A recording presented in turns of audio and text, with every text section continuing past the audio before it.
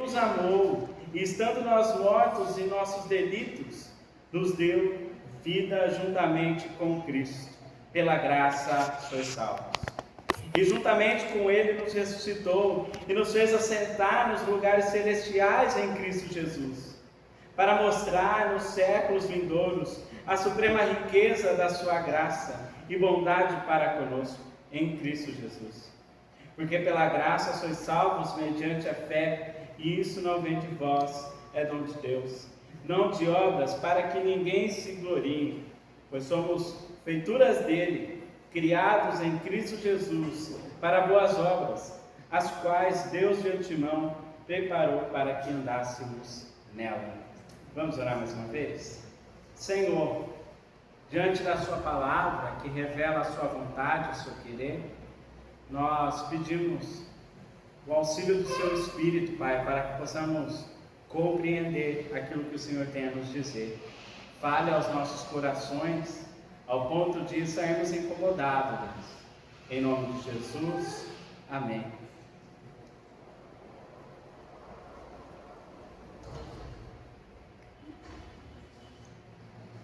Meus irmãos, imaginem o seguinte cenário: uma cidade que está sendo atingida por uma epidemia silenciosa.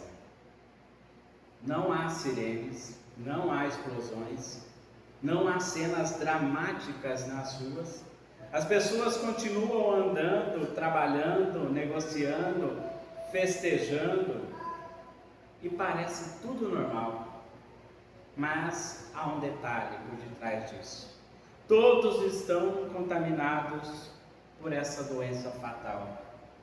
Não é uma enfermidade que causa uma dor imediata. Ela age internamente, ela age silenciosamente. A aparência externa continua ali ativa, mas a vida está sendo corrompida e comprometida internamente, na raiz, no coração do homem. Alguns tentam melhorar a sua condição disciplinar, cuidam da sua saúde física, usam remédios caseiros. Outros cuidam de uma forma moderna, com motivações para prosseguir. Há quem vai dizer que basta boa vontade para vencer. Há quem defenda que o problema seja o ambiente no qual está. Mas o diagnóstico, meus irmãos, dessa doença é implacável. O organismo não pode se regenerar por si mesmo. Não há cura produzida internamente pela própria pessoa. A única esperança está fora. O antídoto precisa ser aplicado por alguém que tenha autoridade e poder para reverter o quadro da pessoa. Não é uma cooperação entre o paciente e o médico. É preciso uma intervenção de apenas um lado, a intervenção decisiva. Imaginem agora, meus irmãos, esse médico, o único que pode intervir, entrando na cidade, aplicando o antídoto gratuitamente para algumas pessoas. Aqueles que antes estavam, então, sendo corroídos e condenados, passam a respirar com vigor, passam a caminhar com esperança e propósito, passam a viver com uma nova direção. Diante disso, meus irmãos, a pergunta que fica é: qual é a diferença entre os que continuam doentes e os que agora vivem? Qual a diferença? Não é o mérito. Esse é o ponto que eu quero trazer. Não é a capacidade, mas é a intervenção que vem gratuitamente. E o que isso tem a ver com o nosso texto de hoje, meus irmãos? Paulo, ele vai começar a tratar no capítulo 2, podemos dizer, um assunto novo daquilo como ele termina no capítulo 1. Só que esse assunto ele está totalmente ligado. É um assunto no sentido de que ele passa a mostrar quem somos sem Cristo Jesus. Mas ele está interligado porque ele está falando do poder que ressuscitou Cristo e ao mesmo poder que pode nos tirar da morte, do estado da nossa natureza natural. É isso que nós vamos ver, esse fluido aqui do discurso de Paulo para a igreja aos Efésios. Ele havia dado graças, porque ele ouviu a notícia que aquela igreja estava fundamentada com uma fé verdadeira em Jesus Cristo, e eles demonstravam amor para com os outros, para com todos os santos. Isso nós refletimos na semana passada. E na oração que Paulo faz, ele ora, mas para que eles continuem crescendo na intimidade, no conhecimento do Senhor, para que eles possam compreender a esperança do seu chamado. E ele conclui falando a respeito desse poder que ressuscitou Cristo, e agora é o mesmo poder que move a igreja. Mas no capítulo 2, ele aprofunda mais a respeito desse poder que ressuscitou Cristo. Ele traz diante dos nossos olhos um poder que não é abstrato, um poder que não é força moral ou uma espécie de motivação coaching, mas é o mesmo poder que Deus exerceu em Cristo quando ressuscitou dentre os mortos e o assentou à direita do Pai. É esse poder que traz vida, que restaura vidas, que move vidas, e que essa vida faz parte da igreja, da comunhão dos santos. Então, se no final do capítulo 1 ele mostrou o poder em Cristo, nós vamos ver que ele mostra esse poder atuando na vida de cada um. O que Deus fez em Cristo na ressurreição é aplicado na nossa vida espiritual. E é o que ele vai fazer a partir do capítulo 2 até o capítulo 3, mostrando como o Espírito Santo, como esse poder nos move, atua no meio da igreja, atue expandindo o reino de Deus. Então, do verso 1 ao verso 10, nós vamos ver que não é simplesmente a experiência de uma conversão individual, mas é a demonstração clara do poder da ressurreição, operando na história, arrancando pessoas da morte espiritual e inserindo elas a uma nova realidade, inserindo elas ao corpo de Cristo, inserindo elas em Cristo Jesus. E é sobre isso que nós vamos falar nessa noite. O dom de Deus, o chamado da morte para a vida. O dom de Deus, o chamado da morte para a vida. A nossa proposta, meus irmãos, é entender que a salvação é o dom soberano de Deus que nos tira da morte e nos conduz a uma vida que glorifica ao Senhor. E com o intuito de mostrar a esperança do nosso chamado, Paulo traz aqui diante de nós 3 argumentos, ou podemos dizer 3 princípios, 3 verdades. O primeiro argumento de Paulo, meus irmãos, nós podemos ver do verso 1 ao verso 3. Fomos chamados de uma posição desesperadora. Fomos chamados de uma posição desesperadora. O texto, meus irmãos, aqui na nossa versão Lara, ele começa de forma positiva. Mas quando nós olhamos para o original, ele já mostra o nosso estado. Ele começa assim: estando vós mortos nos delitos e pecados. Ele afirma a nossa realidade sem Cristo, que nós estamos mortos em Cristo, sem Cristo Jesus. Sem Cristo a nossa condição é essa.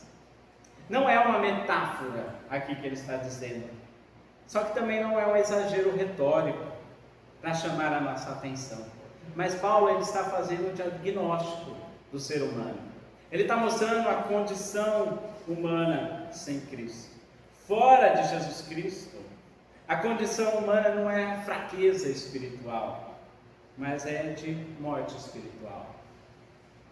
Vamos ilustrar da seguinte maneira: nós estamos diante do túmulo de Lázaro e nós nos aproximamos do cadáver de Lázaro e dizemos: Lázaro, dê o primeiro passo.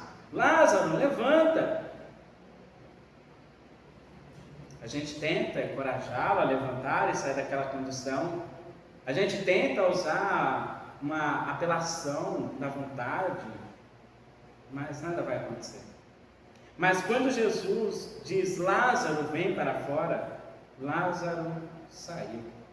Nós vemos que na condição humana, meus irmãos, nós não poderíamos dar um passo sequer em direção ao Senhor, se não fosse o Senhor nos chamar à vida. É isso que Paulo está querendo mostrar para nós. A resposta, meus irmãos, não foi do fruto da iniciativa própria da igreja, mas a vida, as bênçãos espirituais que eles têm, a vida que nós temos, as bênçãos espirituais que nós desfrutamos, meus irmãos, só acontece porque Cristo nos trouxe a vida. E foi iniciativa do próprio Senhor Jesus. Estar morto aqui, meus irmãos, é estar separado da vida com Deus. Estar morto espiritualmente. Ou seja, se a verdadeira vida consiste em ter uma comunhão com Deus vivo, essa morte espiritual, meus irmãos, é a ruptura do relacionamento com Deus. Foi isso que aconteceu em Gênesis, na queda de Adão e Eva. Eles haviam uma comunhão plena com o Senhor, mas ao desobedecerem, ao pecarem contra o Senhor, houve uma ruptura neste relacionamento. A partir daí nós vemos que foi necessário um sacrifício para que esse relacionamento pudesse ser restaurado. O que Paulo traz aqui para nós, meus irmãos, é essa ruptura que houve. Mas a gente pode ir um pouquinho mais fundo. Quando a gente olha para essa questão da morte espiritual, nós estamos falando do pecado original. Não dos nossos pecados que a gente comete e luta e resiste e persevera, mas do pecado original que nos colocou sob a condenação desde quando nós nascemos. E Paulo vai dizer que nós nascemos mortos em nossos delitos e pecados. Então a gente não somente nasce debaixo da condenação, mas Paulo vai dizer que nós nascemos nessas duas questões, em delitos. Sempre cruzamos os limites, sempre desviamos do caminho estabelecido pelo Senhor.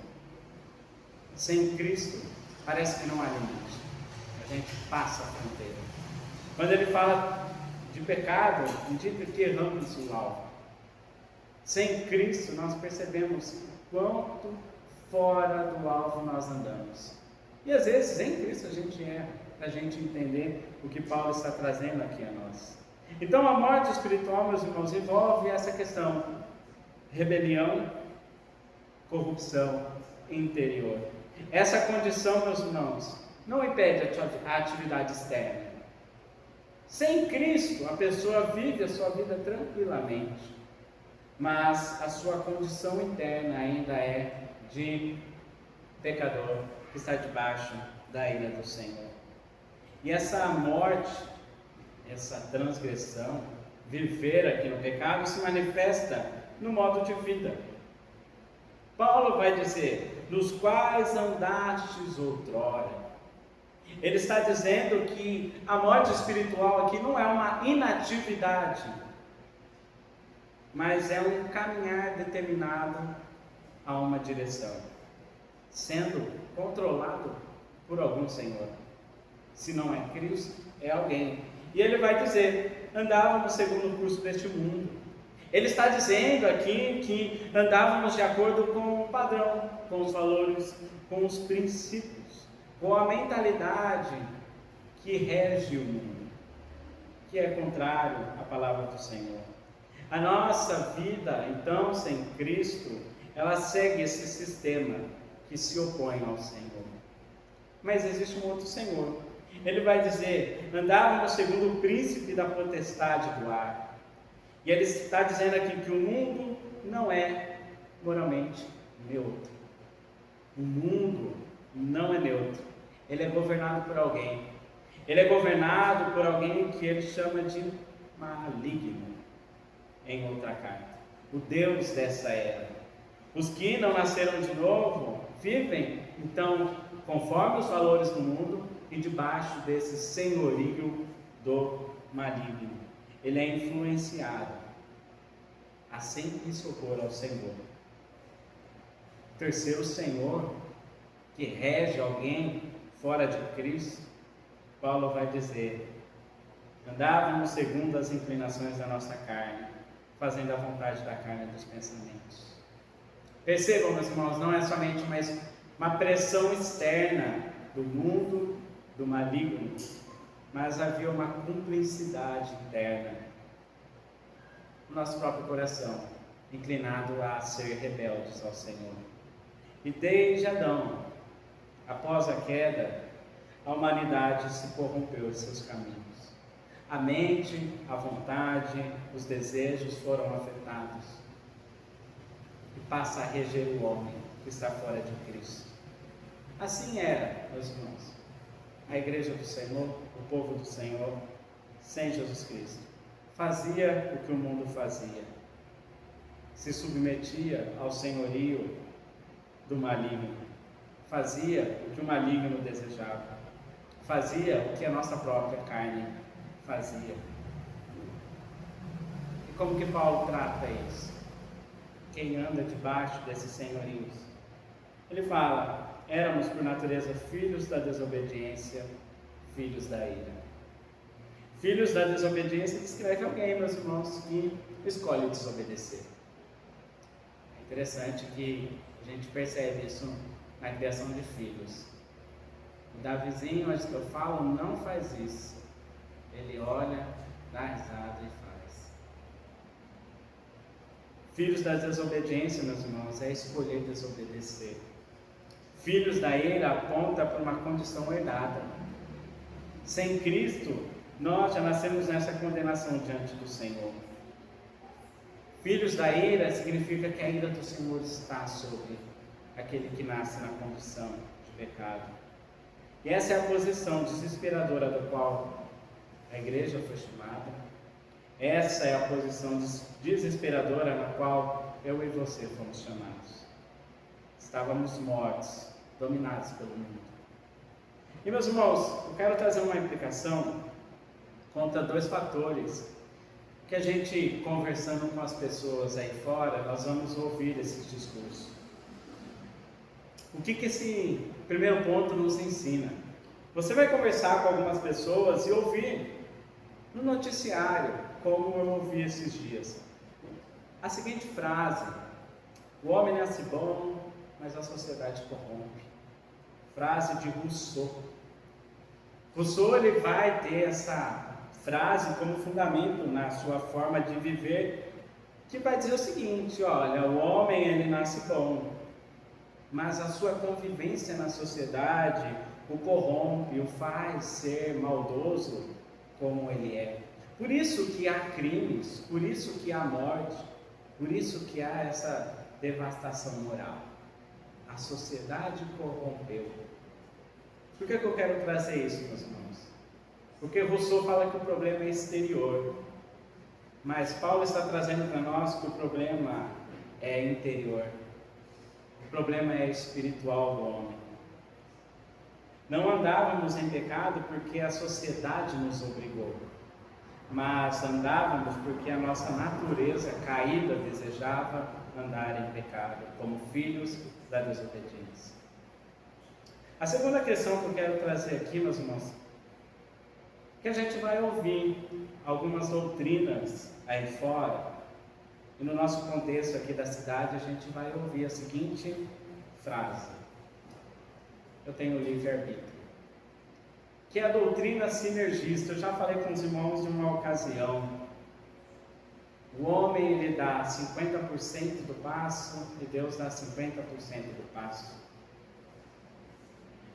Essa doutrina vai falar que o homem tem a capacidade de tomar a iniciativa e Deus continua o restante da obra. Mas Paulo vai mostrar para nós aqui, meus irmãos, que o cadáver ele não responde por iniciativa própria. Isso confronta, meus irmãos, essa doutrina sinergista, apontando para nós, meus irmãos, que o homem, nessa decisão inicial, ele não tem. ele não tem essa capacidade autônoma de voltar-se para Deus.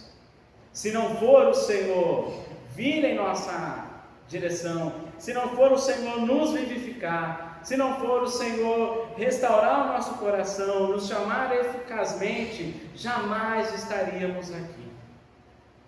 Jamais estaríamos na presença do Senhor. Então, Paulo ele traz essas duas implicações para os nossos dias, de certa forma, onde ambas são contrárias ao que a palavra de Deus diz a respeito do homem e a sua condição. Então, se estamos mortos, a solução não pode vir de nós, precisa vir de fora, como na história de Lázaro. E nós entramos no segundo ponto, no segundo argumento de Paulo. O segundo argumento dele é que fomos chamados para uma nova posição em Jesus. Percebam a mudança trágica que ele traz aqui. Ele traz a nossa condição humana, mas ele vem e fala, mas Deus, rico em misericórdia. No verso 1 e no verso 3, ele revela quem éramos sem Cristo. No verso 4, ele revela quem Deus é. O apóstolo agora, ele passa a mostrar para nós o ato gracioso de Deus de resgatar pecadores da sua condição. E ele descreve Deus como rico em misericórdia. E Deus sendo misericordioso, meus irmãos, não é um mero sentimentalismo, mas é a disposição compassiva que se inclina a favor do miserável. É Deus tendo compaixão da nossa miséria de pecador. E se humanamente tendemos ou não a nos compadecer daqueles que sofrem, dependendo da situação, como nós estudamos na escola dominical hoje, nós somos bons e escolhemos a quem exercemos essa bondade. Com Deus não é assim. Deus manifesta a sua misericórdia de maneira justa. Deus manifesta a sua misericórdia a quem merece o juízo, que nasceu debaixo da ira. A sua compaixão não nasce da dignidade da pessoa, mas de si mesmo, da generosidade do seu próprio caráter. E a causa dessa ação de compaixão, meus irmãos, é o seu grande amor com que nos amou. É o que a gente tem visto desde o capítulo 1, que o Senhor exerceu amor. Estávamos sob a ira, mas o amor divino triunfa sobre o juízo. Esse amor aqui não é abstrato, meus irmãos, mas esse amor ele manifesta historicamente na pessoa de Cristo. Cristo se encarna na história humana e é manifestada ali o amor de Deus. Mas Paulo ele faz questão de mais uma vez recordar a nossa condição. Que Deus nos amou não porque nós estávamos exercendo bondade nesse dia. Deus nos amou em misericórdia não porque a gente estava fazendo caridade, mas Deus nos amou nós estando mortos em delitos e pecados, incapazes de se achegar ao Senhor. Ele nos deu vida juntamente com Cristo. E aqui está o ponto central desses versos, meus irmãos. Vida juntamente com Cristo. Lembra como que Paulo termina o capítulo 1? Desse poder que manifestou em Cristo ressuscitando os mortos. É esse poder que nos vivifica, é esse poder que nos traz a vida e nos une à videira verdadeira, Jesus Cristo. Então essa vida em Cristo, esse despertar, essa vida não é resultado da nossa cooperação, mas é o ato soberano do Senhor. Vamos lembrar da pergunta do rei de Israel diante da lepra de Naamã? Acaso sou eu Deus para matar e dar vida? Dar vida, meus irmãos, é prerrogativa de Deus. Por isso que a salvação é a intervenção do Senhor. Pela graça sois salvos. Ele quer deixar claro, enfatizando, meus irmãos, que não há obras nenhuma. Não foi nada que a gente fez para que o Senhor nos salvasse. Para mostrar que a base da nossa salvação não é mérito, não é esforço, não é iniciativa, mas é pura graça de Deus. A graça que salva, por meio da morte sacrificial de Cristo. A graça que também capacita cada um de nós a viver de maneira agradável ao Senhor. Esse trecho, meus irmãos, diante dessa verdade, ela nos ensina que, ao termos vida em Cristo, ao sermos unidos a Cristo, a nossa identidade muda. De filhos da desobediência, de filhos da ira, passamos a ser chamados de filhos amados. Passamos, meus irmãos, a um novo pertencimento. Se nós pertencíamos ao maligno, em Cristo Jesus pertencemos ao Senhor Jesus Cristo. Ao estarmos ligados em Cristo, as nossas prioridades, os nossos alvos mudaram. Esse trecho pode ser resumido na seguinte frase de Martinho Lutero: olhei para mim e vi que era impossível me salvar. Mas eu olhei para Jesus e vi que era impossível me perder. Por isso que Paulo mostra a nossa condição. Para a gente não vir, para que a gente não venha se gloriar, porque recebemos as bênçãos espirituais. Por isso que ele fala a nossa condição. Por isso que ele fala que a salvação é pela graça. Que a gente tem essa garantia da salvação e da promessa de Jesus Cristo. E qual é o propósito dessa salvação? Para mostrar nos séculos vindouros a suprema riqueza da sua graça em bondade para conosco em Cristo Jesus. Meus irmãos, percebam que a salvação não tem o homem como centro final, mas tem a glória da graça de Deus.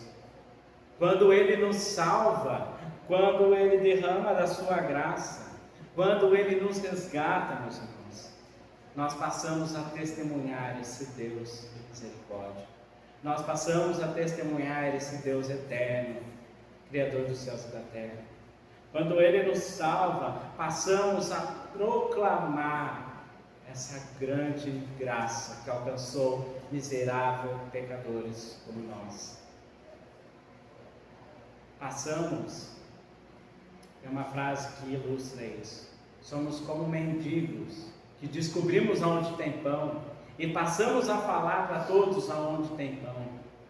Ou seja, éramos miseráveis, passamos a ter vida e passamos a proclamar a todos aonde encontram vida, em Jesus Cristo.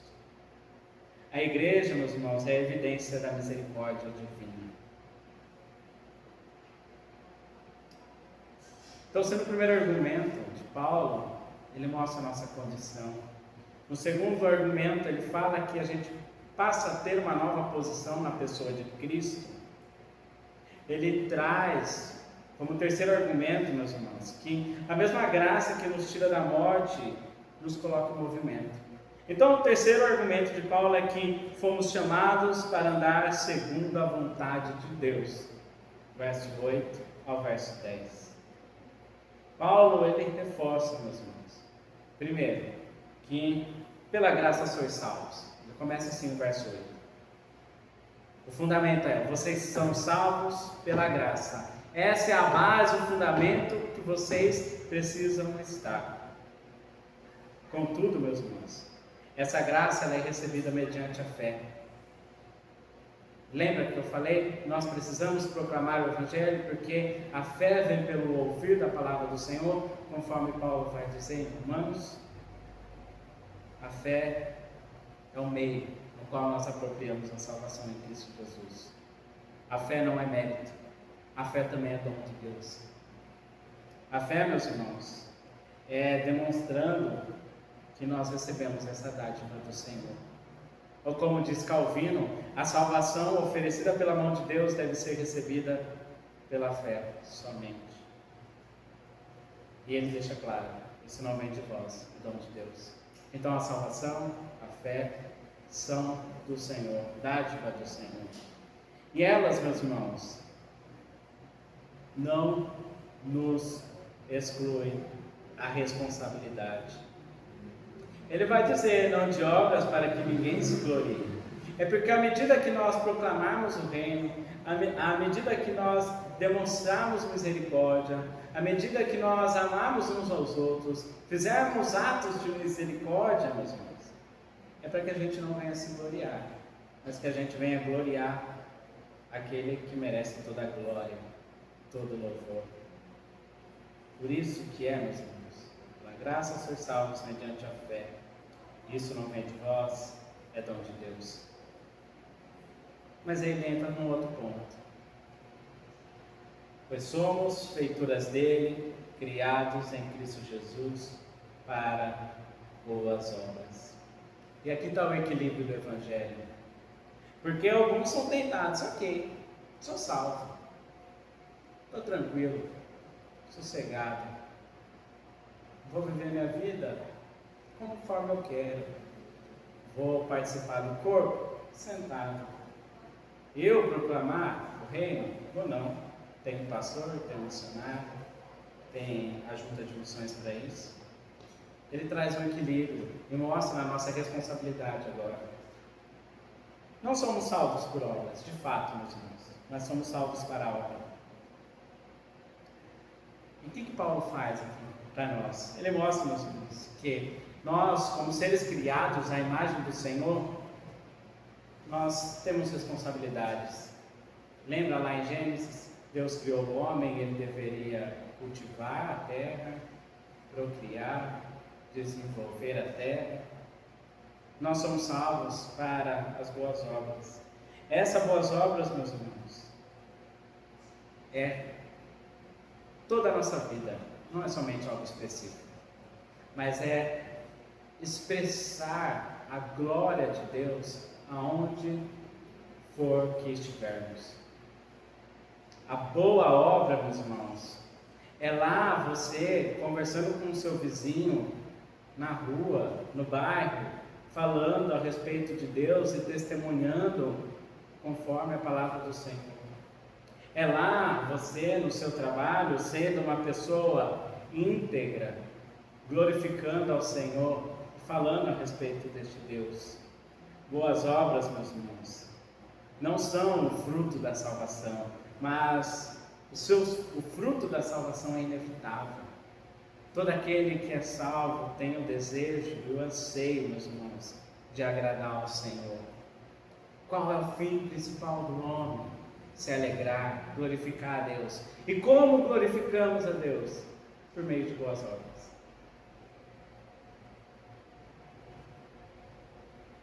Ashbel Green Simon, ele vai dizer o seguinte: somente quando a alma se une a Cristo pela fé, começamos a cumprir os objetivos da vida.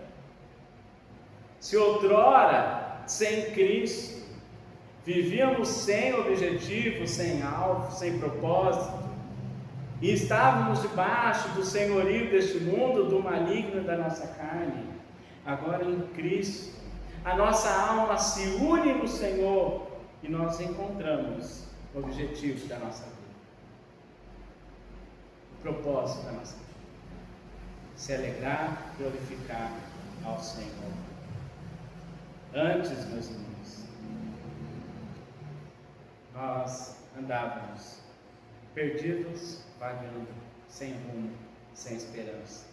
Mas em Cristo, não somente andamos com o alvo, com esperança, mas nós andamos proclamando a respeito deste Deus que nos salvou. Então, do começo ao fim, meus irmãos, percebam, é graça do Senhor. Fomos chamados para viver a glória de Deus. E a vida cristã, ela não é uma autopromoção, mas é a manifestação da obra soberana do Senhor. E são obras que de antemão foi preparada para Deus, por Deus. Na eternidade, em seus decretos, Ele já decretou essas obras que devemos andar e revelou na sua palavra. Basta nós buscarmos conhecer qual é a vontade do Senhor. Indo para a conclusão, meus irmãos, quando nós olhamos para esse trecho do verso 1 ao verso 10, nós somos levados ao início da própria história da criação. Por isso que eu fiz questão da liturgia ler Gênesis. No primeiro capítulo de Gênesis nós encontramos alguns paralelos com esse texto. Uma cena de desolação e caos, não havia nada neste mundo, era apenas escuridão. A segunda questão, nós vemos a presença ativa do poder de Deus, no qual o Espírito pairava. Mas a terceira ação foi quando o Senhor disse: haja luz, e veio toda a existência. Aqui nesses versos, nós olhamos, meus irmãos, a desolação e o caos que é o ser humano sem Cristo. Nós percebemos, meus irmãos, que nós andávamos segundo o curso deste mundo, em um caos espiritual, em ruína moral, uma separação total da vida de Deus. Mas assim como em Gênesis 1, a escuridão não tem a palavra final. Cristo diz também: haja vida. Passamos a ter vida agora na pessoa de Jesus. O mesmo Deus que trouxe ordem ao caos, criou nova vida onde havia morte. Ele nos deu vida juntamente com Cristo. Diante de tudo isso, meus irmãos, o que nós vamos levar para casa? Duas aplicações para o nosso coração. A primeira delas, abandone, é um chamado. Abandone definitivamente qualquer confiança em si mesmo. Lembre-se, a salvação não começou em mim, não começou em você, não começou em nós. Mas a salvação, meus irmãos, começou na própria ação do Senhor. Não foi a nossa inteligência, não foi os nossos recursos, mas foi a própria graça de Deus que nos alcançou. Então, rejeite qualquer vanglória que você possa ter ao se deparar com alguém que não é crente. Toda glória pertence ao Senhor. Segundo lugar, segunda aplicação, ande nas obras que Deus preparou para cada um de você, para cada um de nós. Nós fomos criados por Deus, vivificados em Cristo para boas obras. Isso significa a sermos fiéis na nossa família, como cônjuge, como pais tementes ao Senhor, fiéis à aliança que fazemos aqui em conduzir os filhos fiéis aos pais, por honrarem os pais. Nós somos chamados a ter uma boa integridade no trabalho, demonstrar amor uns com os outros, lá fora e aqui. Somos chamados a demonstrar misericórdia. Entenda, não é fazer algo para ser aceito, mas é viver de maneira que glorifique ao Senhor, porque você já foi aceito em Cristo Jesus. O que eu e você vamos levar para casa? Guarde essa palavra no seu coração. Vamos orar? Senhor nosso Deus, bendito seja o Senhor por essa palavra. Ainda que ela traga à tona quem nós somos sem Cristo, ela também traz esperança e alegria e conforto ao nosso coração, mostrando quem somos em Cristo Jesus. Ao sermos alcançados pela graça, e mediante a fé em Cristo, Senhor, nós desfrutamos de uma vida plena juntamente em Cristo. Nos ajude, Senhor, a sempre viver para a sua glória e a andarmos nas boas obras que o Senhor de antemão preparou para nós. Nos ajude em nossas fraquezas, em nome de Jesus. Amém. Meus irmãos, vamos passar para a ceia do Senhor, quero chamar o reverendo Alex para nos conduzir.